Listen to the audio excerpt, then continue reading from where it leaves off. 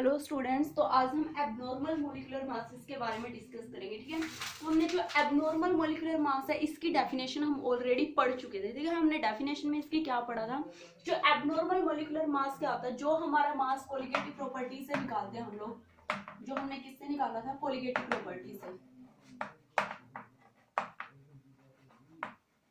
Colligative property से जो हम मॉलिक्यूलर मास निकाल रहे थे, और जो हमारा एक्सपेक्टेड मॉलिक्यूलर मास होता है, मतलब थ्योरेटिकल जो मास होता है जो हम उसके फॉर्मूला से कैलकुलेट करते हैं, वो दोनों डिफरेंट होते हैं। ठीक है, तो उसके लिए हम क्या बोलते हैं, एबनॉर्मल मॉलिक्यूलर मासेस। तो जो एबनॉर्मल मॉलिक्यूलर मासेस है वो हर जगह तो नहीं है कि हर किसी का एबनॉर्मल मॉलिक्यूलर मास होगा, तो उसके लिए कुछ स्पेसिफिक कंडीशंस है कि कहाँ पे एबनॉर्मल मॉलिक्यूलर मास होगा। उसके लिए जो पहली कंडीशन है हमारी, solution should be non ideal. जो नॉन आइडियल सॉल्यूशन होगा उसी के केस में हम क्या पढ़ सकते हैं, एबनॉर्मल मॉलिक्यूलर मास को कैलकुलेट करते हैं। जो हमारा आइडियल सॉल्यूशन होगा उसमें हम कैलकुलेट नहीं कर सकते। सेकंड, जो कंपाउंड, आप कंपाउंड बोल सकते हो या सॉल्यूशन बोल सकते हो, जो कंपाउंड्स अंडरगो एसोसिएशन, जो मॉलिक्यूल एसोसिएट हो जाते हैं, जैसे हमने बताया था एसिटिक एसिड है वो क्या हो जाता है, एसोसिएट हो जाता है, अंडरगोज एसोसिएशन। ठीक है, या फिर ऐसे कंपाउंड्स जो डिसोशिएट होते हैं, जैसे NaCl है, कंपाउंड्स अंडरगोज डिसोशिएशन। ठीक है, ये सब हमने पढ़ा। मतलब कि इन कंडीशंस में हम क्या निकाल सकते हैं, एबनॉर्मल मॉलिक्यूलर मास को हम क्या कर सकते हैं, कैलकुलेट कर सकते हैं। उसके बाद आपको इसी के अंदर क्या पढ़ना है, टू कैलकुलेट द एसो, मतलब कि एक्सटेंट ऑफ एसोसिएशन और डिसोसिएशन, कोई कंपाउंड कितना एसोसिएट होगा कितना डिसोशिएट होगा, ये सब हम कैलकुलेट करने के लिए क्या करते हैं, मतलब कि एक एक्सपेरिमेंट किए गए उसके लिए, और जो एक्सपेरिमेंट है वो किसने किए थे, वांटोफ। ठीक है, एक साइंटिस्ट थे जो 1890 में आए, वांटोफ। जो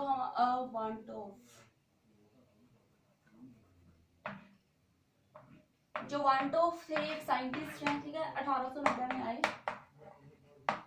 इन्होंने क्या किया, इन्होंने कंपाउंड को स्टडी किया कि हमारा जो कहाँ पे हमारा मॉलिक्यूल कितना एसोसिएट हो रहा है, कितना हमारा जो मॉलिक्यूल है वो क्या हो रहा है, डिसोशिएट हो रहा है। ठीक है, वांटोफ, एच भी आएगा यहाँ पे, वांटोफ। ठीक है, तो ये सब इस साइंटिस्ट ने बताया। ठीक है, इसने कुछ एक्सपेरिमेंट्स किए, उसके बेस पे हमने क्या हुआ, जो हमारी इक्वेशन थी जो हमने पहले निकाली थी कोलिगेटिव प्रॉपर्टी से, जो हमने निकाला था, एक तो relative lowering of vapour pressure निकाला था हमने, relative lowering of vapour pressure, वो सब इक्वेशंस थोड़ा थोड़ा मॉडिफाइड हुई थी। ठीक है, तो relative lowering of vapour pressure ये भी थोड़ा चेंज हुआ है, जो हमने पहले कैलकुलेट किया था उससे चेंज हुआ है, relative lowering of vapour pressure.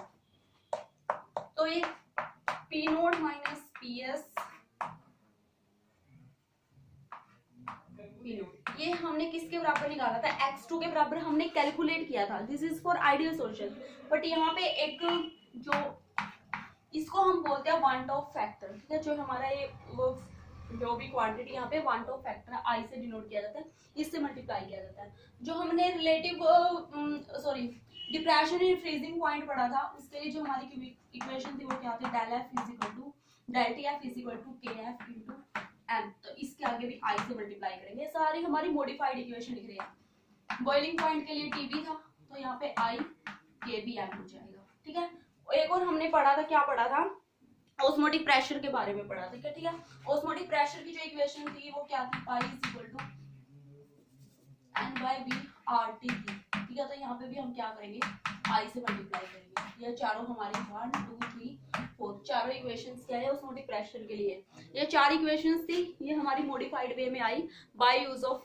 वांटोफ equation. ठीक है, वांटोफ फैक्टर I क्या है, वांटोफ फैक्टर है। ठीक है, उसके बाद हम पढ़ेंगे जो डिग्री ऑफ डिसोसिएशन है, डिग्री ऑफ एसोसिएशन है, कैसे हम उसको कैलकुलेट करते हैं, क्या उसके लिए डेरिवेशन है, वो चीज हम पढ़ेंगे। तो हम पहले पढ़ेंगे डिग्री ऑफ डिसोसिएशन। कोई मॉलिक्यूल कितने एक्सटेंट तक डिसोशिएट हो रहा है, इसको हम क्या बोलते हैं, डिग्री ऑफ डिसोसिएशन। ठीक है, तो आपको पहले पढ़ना है डिग्री ऑफ डिसोसिएशन।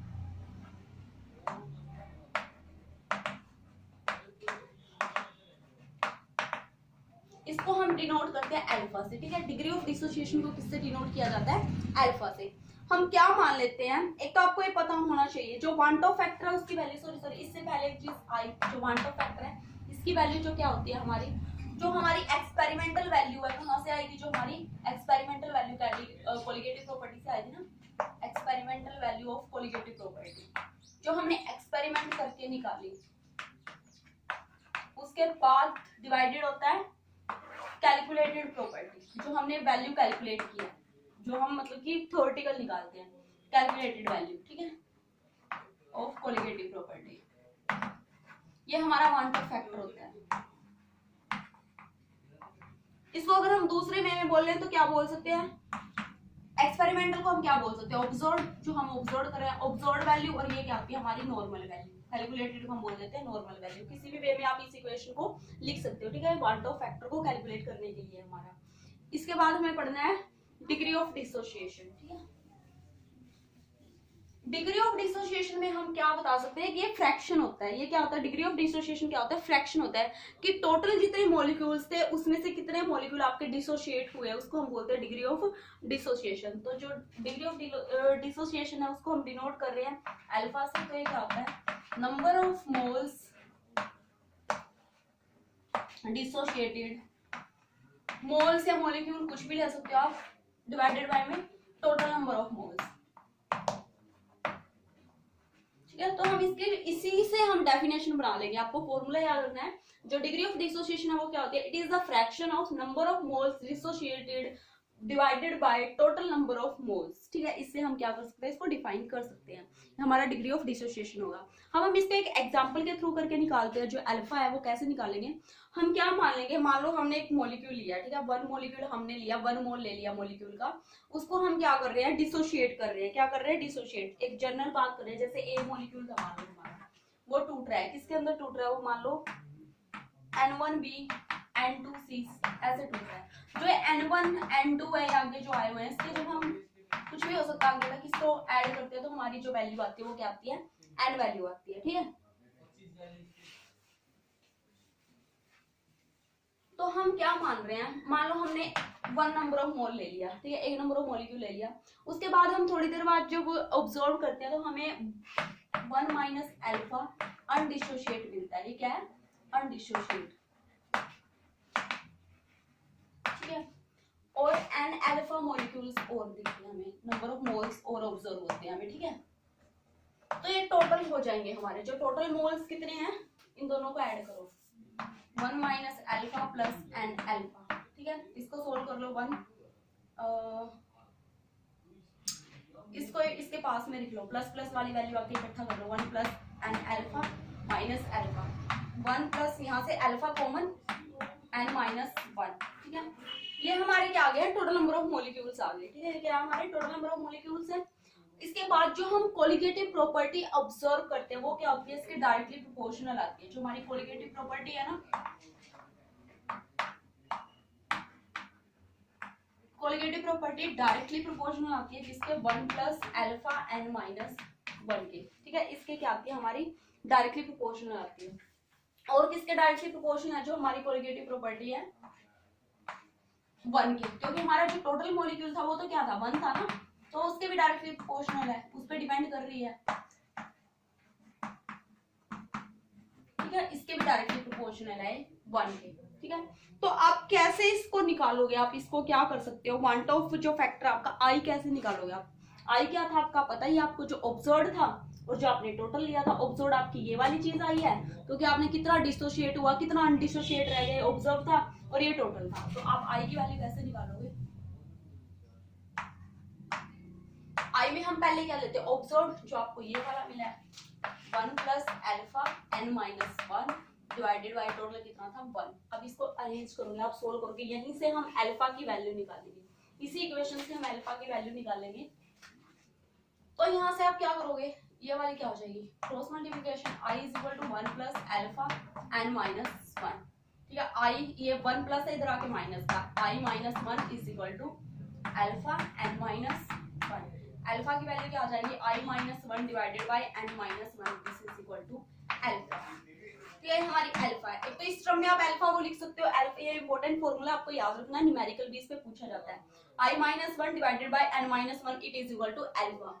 अल्फा किसके इक्वल हो सकता है, हमें पता है जो हम निकाल रहे थे आई को हम इस टर्म में निकाल सकते हैं एबनॉर्मल मोलर मास। अगर हम एबनॉर्मल मोलर मास निकालेंगे तो आपको पता है जो एबनॉर्मल मोलर मास था ना वो तो कोलिगेटिव प्रॉपर्टी के अपोजिट आता था, और अब तक हम जो फॉर्मूला निकाल रहे थे वो कोलिगेटिव प्रॉपर्टी के कोरस्पोंडिंग निकाल रहे थे।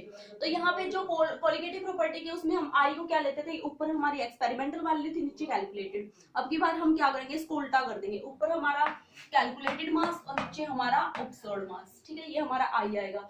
आई की वाली वैल्यू है जो इस इक्वेशन में पुट कर दो 1 में, तो जहां पे आई है उसकी जगह पे हम mc by m node -1 n-1 alpha. जब आप इसका एलसीएम लोगे ये भी ऊपर चला जाएगा, mc minus m node divided by m node n-1 is equal to alpha. This is our degree of dissociation. This is the most important formula. mc minus m node divided by m node into n-1 is equal to alpha.